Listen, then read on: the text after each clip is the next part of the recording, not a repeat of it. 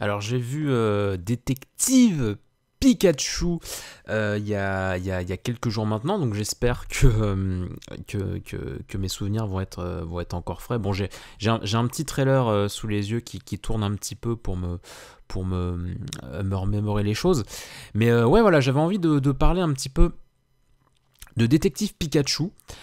Euh, alors, je vais vraiment en parler en long en large, donc effectivement, attendez-vous à des spoilers, hein, si tu veux rien savoir du film, si tu l'as pas vu et tout, bah n'écoute pas ce podcast parce que je vais vraiment pas mal spoiler. Même si en soi, je trouve qu'il n'y a pas grand-chose à spoiler d'important, mais bon, voilà, en tout cas, c'est prévenu, je vais en parler, en long en large. Euh, Déjà, je voudrais donner un petit avis sur le projet en tant que tel, parce que ce qui est très intéressant dans ce film, et ce qui a pris tout le monde à contre-pied, alors il y en a qui ont kiffé, il y en a qui n'ont pas kiffé, moi je suis plutôt de la team de ceux qui kiffent moyennement. Détective Pikachu, du coup, c'est effectivement l'adaptation du jeu Détective Pikachu, sorti sur Nintendo DS, où effectivement tu joues un personnage qui fait équipe avec un Pikachu qui parle. Et donc c'est un jeu d'enquête, c'est pas un jeu Pokémon avec les versions habituelles, etc. etc. C'est vraiment voilà, un jeu d'enquête, c'est vraiment un spin-off, c'est pas une version, c'est pas une version à proprement parler comme les jeux classiques et tout. Et du coup ce film adapte ce jeu, et de ce que j'ai compris, il adapte le jeu vraiment bien, enfin dans le sens où c'est vraiment le scénario du jeu, quoi. Donc si t'as fait le jeu, tu connais vraiment bien apparemment le scénario du film. Moi je sais pas, j'ai pas fait le jeu, le jeu m'intéressait pas trop, donc je sais pas. Et du coup en fait ce qui est intéressant dans ce film, c'est que déjà, quitte à ce que Pokémon existe en film, on s'attendait tous à ce que ce soit un film, on va dire, classique. Je me souviens, il y avait un film fan-made qui avait été fait il y a très longtemps, qui mettait en scène voilà, un monde comme ça avec des vrais acteurs, avec des vrais Pokémon. Et du coup, on s'attendait tous à ça. Enfin, quitte à ce qu'un jour il y a un film Pokémon, et bah, ce sera vraiment voilà, avec les combats, les matchs d'arène, attraper-les tous, un dresseur avec plusieurs Pokémon et tout. On s'attendait tous à ça, un truc comme ça, si un jour Pokémon arriverait au cinéma. Et au final, non. Le premier Pokémon, on va dire, en live action au cinéma qui sort, c'est Détective Pikachu. Et en soi, je trouve que c'est pas une si mauvaise idée que ça. Parce que même si mon esprit fanboy est un petit peu frustré, parce qu'effectivement il y a plein de choses qu'on ne peut pas voir dans ce film, je trouve que c'est quand même une bonne idée, parce que pour, entre guillemets, introduire les Pokémon dans l'univers cinématographique comme ça, dans un univers live action, je trouve que c'est vraiment pas con d'adapter une histoire d'enquête, parce que du coup les Pokémon dans ce film sont un support, ils appartiennent à l'univers, mais ce n'est en rien on va dire, c'est pas vraiment l'élément principal du film en fait. Parce que voilà, j'en ai pas parlé, mais effectivement le scénario c'est quoi? Bon bah c'est effectivement Mewtwo, voilà, le film démarre sur Mewtwo, ça c'était super génial, qui est dans un laboratoire, et il arrive à s'échapper, il se libère de sa capsule, et il poursuit une voiture qu'il atomise, hein, en quelque sorte, il atomise la voiture, ça crée un accident, et à l'intérieur se trouvait le père en fait du protagoniste, qui était un détective qui faisait équipe avec un Pikachu, et du coup le fils du détective apprend voilà l'accident, le décès de son père. Il rencontre le Pikachu parlant, qui lui ne croit absolument pas au meurtre, lui qui a oublié, voilà, qui a perdu la mémoire. Le Pikachu a perdu la mémoire, le Pikachu partenaire du père a perdu la mémoire. Et du coup, eh bien, il est persuadé que son partenaire n'est pas mort, parce que c'est un grand détective et tout. Et du coup, bah voilà, ça va être un film d'enquête sur ce. Je crois qu'il s'appelle Tom le héros. J'ai complètement oublié le nom du héros. Il m'a pas beaucoup marqué. C'est le fils de. Il est joué par le fils de Smith. Euh, Et du coup, en fait, voilà. Donc, c'est un film d'enquête où il va falloir trouver enfin, retrouver le père en quelque sorte.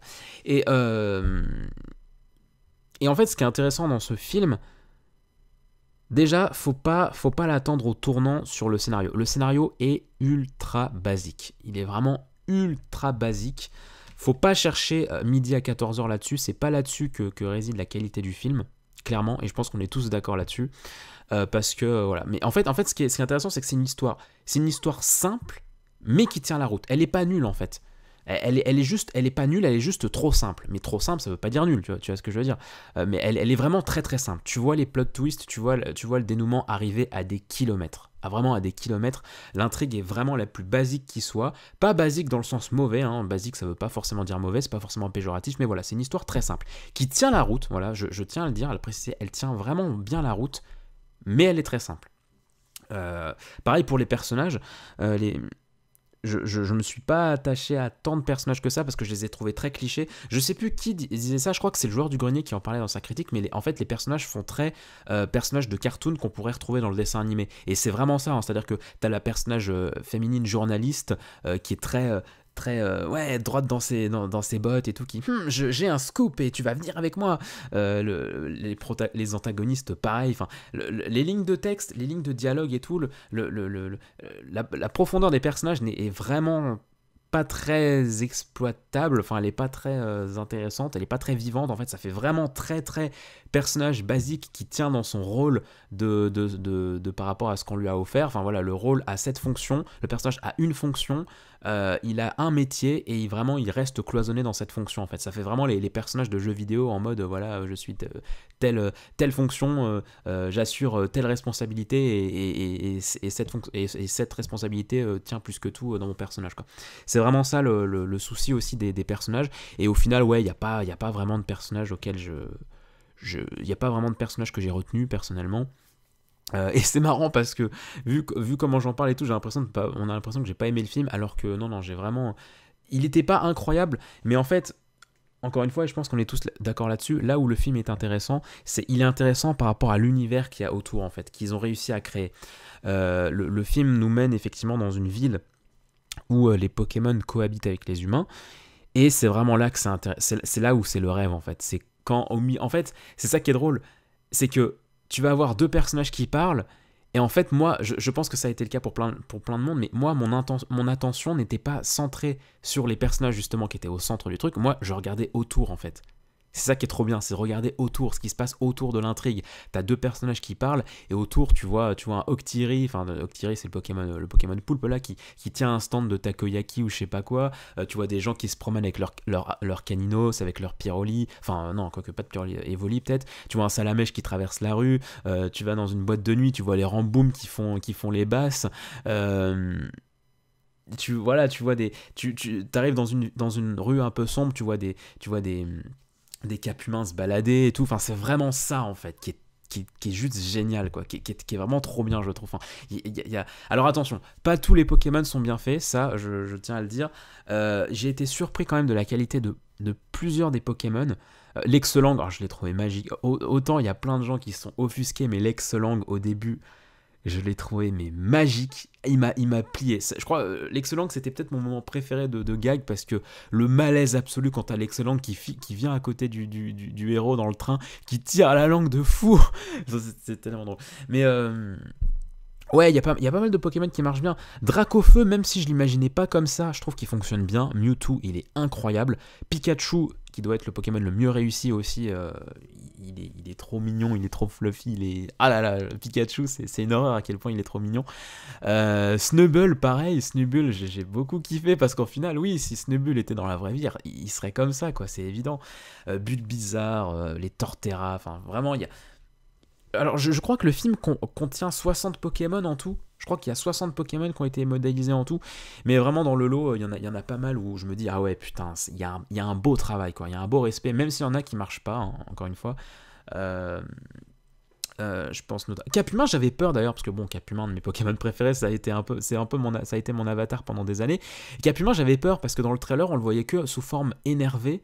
Alors qu'en fait, ce qu'il faut savoir, c'est que le Capumin dans le trailer, quand on le voit en mode vénère, il est juste possédé par une entité, en fait. J'en dis pas plus pour ceux qui, je sais pas, mais en fait, il est possédé. Mais quand les Capumins ne sont pas possédés dans le film, ils sont adorables. Je les ai vraiment trouvés adorables. Mais par contre, il y a Pandarbar. Il y a un Pandarbar à un moment dans le film. Lui, par contre, ça passait pas, quoi. Genre, on avait l'impression que c'était un mec dans un vieux cosplay en carton. il me faisait baliser, quoi. Ronflex aussi, je l'ai pas trouvé très bien réalisé. Il y avait quoi d'autre? Salamèche aussi, mine de rien, même si j'adore ce Pokémon, je le trouvais pas très très beau dans le film. Carapuce, ça allait. À un moment, on voit des carapuces qui. Il y a un moment. Mais voilà, un exemple tout con. Un exemple tout con que j'adore.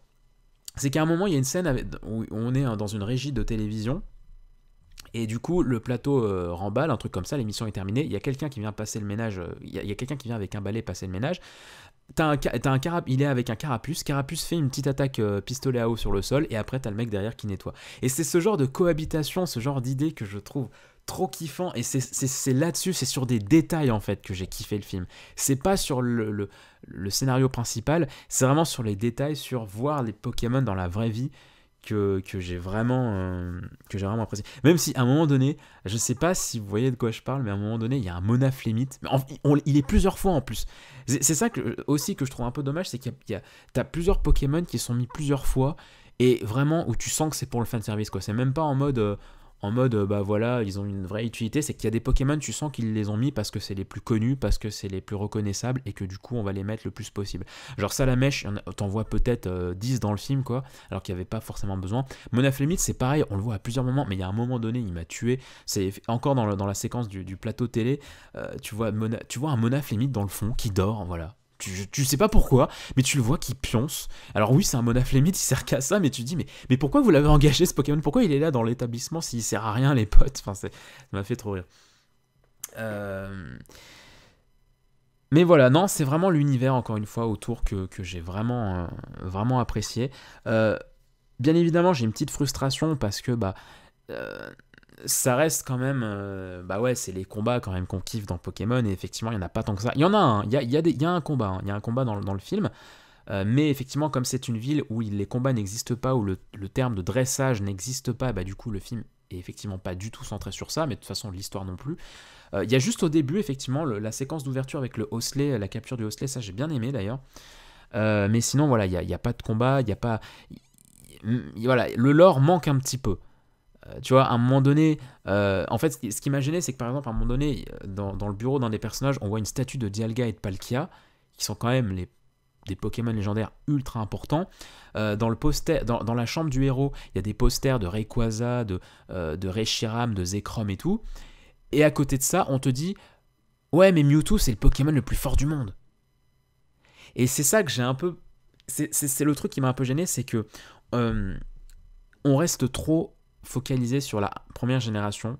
Il y a un Pokémon de toutes les générations, hein. J'ai vraiment regardé. Chaque génération possède au moins un Pokémon. Il y a un Pokémon 1G, 2G, 3G, 4G, 5G, 6G, 7G. Il y a un de chaque. De chaque génération, il y en a un. Mais il y a une majorité écrasante de la première génération. Et même si je l'adore, moi je trouve ça dommage parce que effectivement ça casse. Enfin, tu sens que c'est vraiment le fan service, vraiment pour parler à la vieille génération. Les jeunes, je sais pas, parce que plusieurs fois je me pose la question, mais si tu montres des Pokémon de la première génération à des jeunes, à des gens de 6, 7, 8 ans, quoi, mais ils vont pas ressentir des vrais frissons en les voyant, parce que ils ont pas forcément joué à la première génération. Genre, quand t'es jeune de nos jours, tu vas pas commencer par la 1G, parce que la 1G c'est rouge et bleu, c'est des versions très obsolètes qui datent de ouf. Rouge feu vert feuille, pareil, ça commence à dater de fou. Et toutes les générations. Les générations récentes, même si la 1G a toujours une très grosse importance dans les générations dans les jeux d'aujourd'hui, ça reste quand même pas les Pokémon que tu vois le plus souvent, quoi, en termes de médiatisation. Alors certes, dans les films et tout, pour les 20 ans, la 1G était beaucoup ressortie pour Pokémon Go et tout, mais quand tu joues à des versions classiques et tout, la 1G, quand t'es petit, c'est pas forcément, je pense, celle qui te saute aux yeux, quoi. Moi, j'aurais kiffé voir quand même les starters de la 7G, des trucs comme ça, parce que c'est quand même les Pokémon d'aujourd'hui, quoi. Enfin, pour les petits, quoi. Je sais pas. Pour moi, en tout cas, la 1G, c'est plus des Pokémon qui parlent à ceux de mon âge, en fait, et pas forcément aux petits. Et comme c'est un jeu comme c'est un film quand même qui s'adresse beaucoup à un jeune public, bah, je me disais quand même. Vite fait, ça me vient en tête, mais l'ending aussi est super cool. Mais ouais, non, je sais pas. Je me dis, la 1G, c'est triste de la mettre autant en avant, parce qu'en plus, voilà, ça crée un problème de lore dans le film. Le fait de mettre tellement en avant la 1G et de mettre les autres générations en fond, moi, ça m'a un peu gêné, quoi. Le fait qu'on dise que voilà, Mewtwo c'est le plus fort, alors oui, dans la première génération c'était le plus fort, mais entre-temps, il y a quand même eu les autres générations, on les voit, on voit Dialga, on voit Palkia en statue, donc ouais, c'est un peu con quoi. Mais ouais, voilà, c'est ça un peu qu'imaginer, c'est que vu que le film est cloisonné dans un petit scénario, et ben il y a plusieurs ouvertures à l'univers qui ne sont pas possibles. En soi, c'est pas une mauvaise chose en soi, parce que trop étalé, ça aurait trop perdu l'équipe, je pense. Mais voilà, c'est ma petite critique sur le film. Les Torterra, par contre, ça c'est le guac. Hein. Ça c'est le guac. Pour vous expliquer vite fait, les Torterra, donc c'est un Pokémon tortue de la 4ème génération, un grand Pokémon tortue qui a en fait des arbres sur sa carapace. Et ce qui fait que quand Torterra s'enfonce dans le sol, tu le confonds avec le sol, parce qu'en fait il a des arbres sur lui et tout, machin, il y a des Pokémon, il y a des oiseaux qui peuvent venir sur lui et tout, machin, comme perchoir. Et dans le film, il y a des Torterra qui ont été mutés et qui sont géants. Mais quand je dis géants, en fait, dans le film, il y a littéralement une chaîne de montagnes. Et en fait, c'est des Torterra. Tu te rends compte au bout d'un moment du film que ce ne sont pas des montagnes. Il y a un énorme tremblement de terre. Il y a tout le sol, toutes les montagnes qui se mettent à bouger. Tu te rends compte que c'est pas des montagnes, c'est des Torterra. Et j'ai trouvé ça génialissime. Mais le truc, c'est que les Torterra se rendorment, se renfoncent dans le sol et l'intrigue continue. Et j'étais en mode, mais attendez, c'est quand même ultra dangereux. Genre, même des légendaires, c'est pas autant dangereux, je trouve, que ça, quoi. Genre, les Torterra, enfin, je sais pas, c'est des êtres vivants. Les monstres, ils ont envie de se balader. Ils détruisent un continent, hein, genre, littéralement, quoi. C'est un peu. Enfin, j'ai trouvé ça un peu à la fois génial et à la fois tellement pas réaliste, quoi, du tout, quoi. Genre, ça autant plein de choses étaient dans le respect de l'œuvre, autant ça, je trouvais que c'était beaucoup trop surréaliste. Et c'est dommage qu'il n'y ait pas eu une résolution à ça, quoi. Même si c'était génial, hein, mais putain, on n'est pas dans Godzilla, les potes, quoi. Genre, c'est bizarre. Enfin, bref. Voilà, c'était un petit peu mon avis sur Détective Pikachu. Je félicite grandement l'effort d'adaptation parce que tu sens vraiment que ça a été fait avec le cœur, ce film. Tu sens vraiment qu'il y a eu une envie de faire plaisir. J'ai pas trouvé des choses foncièrement mauvaises. Oui, il y a des choses basiques et c'est pour ça que j'en ressors un peu mitigé. Mais en soi, il y avait des très bonnes intentions, un très beau respect de l'univers. C'est propre parce que voilà, il y a des souvent quand enfin, c'est clairement pas le jeu vidéo le plus simple à adapter, hein, pourtant. Et pourtant, quand tu vois certains jeux qui sont plus faciles à adapter ce qu'ils en ont fait, je pense à Tomb Raider, Assassin's Creed, Prince of Persia, des trucs comme ça, tu sais, des trucs adaptés de jeux comme ça qui sont quand même, je trouve, beaucoup plus simples à adapter, qui sont pas forcément intéressants. Là, je trouve que c'était simple. Ils ont été dans le simple, mais ça marche vraiment bien. Je repense aussi au Léviator, qui était génialissime. Le Rondoudou, dégueulasse. Voilà, le mec, il a des Pokémon qui pop en tête, du coup, il leur fait des petits avis. Mais ouais, non, mais vraiment, je ressors plutôt convaincu dans l'ensemble. À voir s'ils vont continuer dans cette lancée, s'ils vont vouloir faire d'autres films, la Warner. Mais en tout cas, chapeau, c'était une belle initiative. Et ça a bien marché. Dans l'ensemble, je trouve que ça a bien marché. On y croit, en fait. C'est ça qui est le principal, c'est qu'on y croit. On est dans l'univers, on plonge dedans et on y croit vraiment. On se dit, putain, c'est un monde qui peut marcher, quoi. Donc c'est le principal. Si on arrive à entrer facilement dans l'univers, c'est que déjà c'est bon signe. Et donc pour moi, voilà, c'est très bon signe. Allez, plein de bisous à vous. Merci d'avoir écouté ce petit podcast. N'hésitez pas à consulter les autres podcasts disponibles sur la chaîne. Et à très vite pour de prochaines vidéos, les gens. N'hésitez pas à vous abonner aussi, à activer la petite cloche pour recevoir les notifications. Et on se dit à très vite, les gens. Ciao.